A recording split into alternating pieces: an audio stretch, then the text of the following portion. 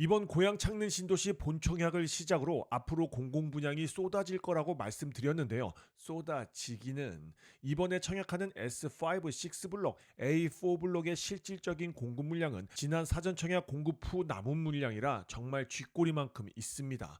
이걸 넣으라는 건지 말라는 건지 욕이 절로 나오는 수준이에요. 그래서 많은 분들이 3기 신도시에 큰 상처를 받았습니다. 앞으로 쏟아진다던 3기 신도시 청약이 이따위로 물량이 적으면 솔직히 할 맛 안 나죠. 그래서 이번 영상을 준비했습니다. 구구절절 10분 동안 3기 신도시 입지 분석하는 거 말고 3기 신도시 청약만을 목 놓아 기다리는 분들을 위한 영상을 준비했어요. 도대체 사전 청약을 얼마나 했는지, 남은 건 있는지, 3기 신도시 안에 대장 입지는 어딘지 등 엑기스만 모아서 핵심만 간단하게 준비했습니다. 물론 추후에 3기 신도시 각각 입지를 뽀개는 영상도 준비 중입니다. 기다려주세요. 3기 신도시에 대해서 중요하게 드릴 말씀이 많으니 반드시 꼭 끝까지 시청해 주시길 바랍니다. 자, 본격적으로 시작하기 전에 구독, 좋아요 부탁드릴게요.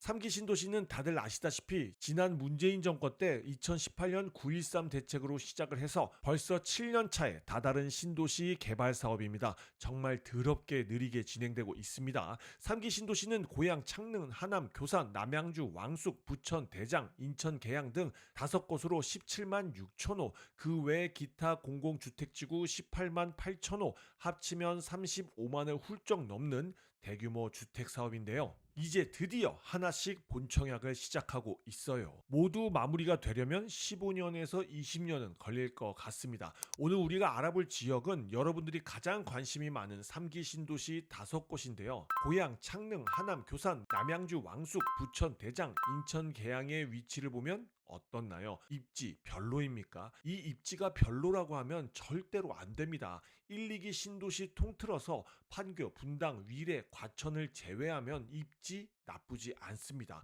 그리고 인천 계양을 제외하고 모든 지역이 서울 접근성이 뛰어난 교통망을 확충했어요. 당부드리고 싶은 말씀은 28년부터 하나하나 입주가 시작되는데 아주 긴 시간 동안 주변이 공사판일 겁니다. 아니 뭐 어때요? 원래 신도시는 장화 신고 들어가서 구두 신고 나오는 겁니다. 돈 벌고 나오면 되죠. 지금 창릉 신도시 첫 분양부터 분양가 때문에 말들이 많은데요. 84제곱미터 분양가가 약 8억. 주변에 준공되면 10년 차이 나는 단지와 가격이 비슷하다고 왜 주변 시세 100%로 분양가를 측정했냐며 난리입니다. 아니 10년 차이 나는 단지 시세와 분양가가 비슷하면 정말 저렴한 거 아닙니까? 그리고 미래 가치를 전혀 볼 줄 모르는 거죠. 자, 단언코 말씀드립니다. 이 3기 신도시 대규모 택지지구에서 나오는 모든 단지의 분양가는 무조건 저렴한 겁니다. 뭐 머리 아프게 계산할 필요도 없어요. 물론 비싸게 느껴지시는 분들이 있을 수 있습니다.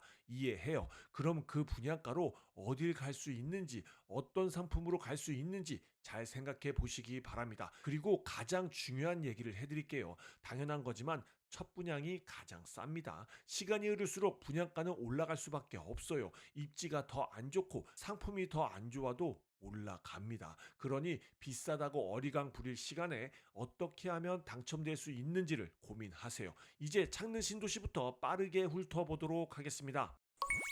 창릉 신도시 토지 이용 계획도를 보면 이렇게 생겼습니다. 창릉 신도시의 핵심은 뭐니 해도 삼성역까지 15분 이내에 도착하는 GTX A 노선 창릉역, 그리고 서부선과 연결되는 은평 고양선이 있습니다. 위치는 이렇게 되는데요. 당연히 GTX A 노선 창릉역 주변이 창릉 신도시를 리딩할 겁니다. 토지 이용 계획도를 잘 보면 업무 시설이 좀 많은데 큰 기대하지 마세요. 모든 신도시가 제2의 판교를 꿈꿨지만 동탄, 광교, 과천 이외에는 한 곳도 대기업 유치되지 않았어요. 그리고 이번 3기 신도시에는 부천 대장에 SK가 들어섭니다. 그러니 앞으로 3기 신도시 홍보할 때 업무시설 엄청 얘기할 텐데 절대로 기대하지 마시고 서울 주요 업무 지역 접근성만 보시면 됩니다. 그걸로 치면 창릉 신도시가 너무 좋아요. GTX A 노선이야 말할 것도 없고 서부선도 신촌, 여의도까지 20분 이내에 도착합니다. 이런 창릉 신도시 사전 청약은 총 6단지가 진행됐습니다.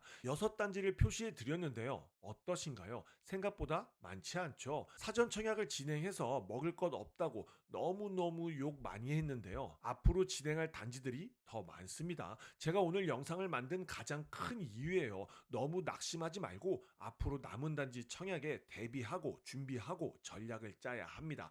이 고향 창릉 신도시만 보더라도 앞으로 진행할 단지들이 정말 많아요. 사전 청약을 한 단지는 모두 공공 주도이지만 남은 단지들은 여러분들이 좋아하는 민간 분양 단지들이 대부분입니다. 그러니 단디 준비해야겠죠. 자, 가장 중요한 얘기가 있는데요. 그건 다른 3기 신도시 빠르게 설명드리고 마지막에 말씀드리겠습니다. 하남 교산 토지 이용 계획도입니다. 강남과의 절대적인 거리가 가장 가까운 지역이죠. 이 하남 교산에는 3호선 연장이 계획 중이고 이미 역 이름도 다 정해졌어요. 역 위치는 이렇게 됩니다. 하남 교산은 사전 청약으로 딱 두 단지만 진행했습니다. 위치는 가장 위쪽에 있네요.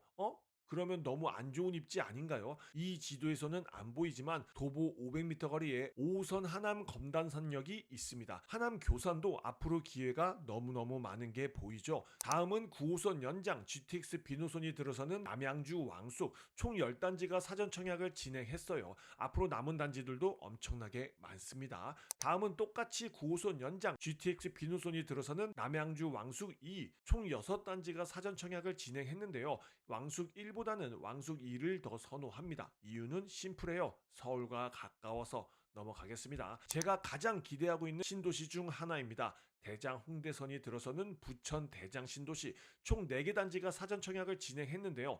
역시 앞으로 기회는 많아 보입니다. 마지막으로 인천 계양 신도시 5개 단지를 사전 청약했는데요. 기업이 들어온다고 큰 소리 뻥뻥 쳤는데 진행이 잘 안 되고 있는 듯 합니다. 3기 신도시 중 가장 뒤떨어지지 않나 생각하는데요. 앞으로 어떻게 변할지 같이 한번 지켜보시죠.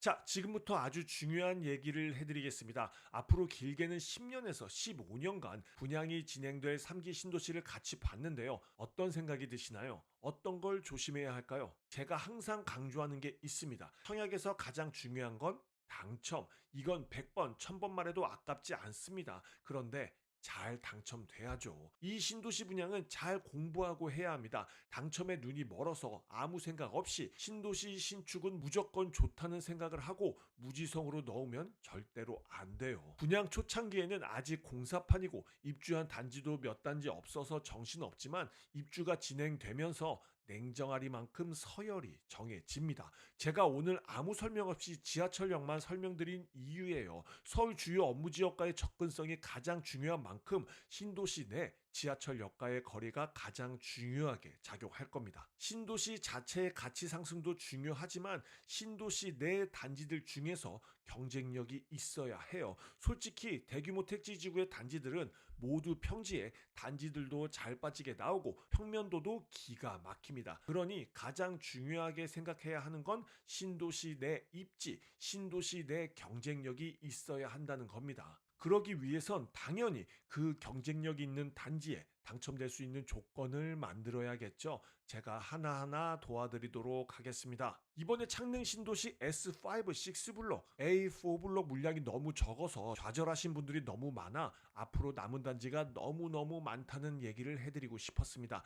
요행 부리지 말고 좋은 단지에 당첨되고 싶다면 최선을 다해서 준비하셔야 합니다. 오늘도 동근육 키우는 하루 되길 바라면서 지금까지 동근육 허벅지였습니다. 감사합니다.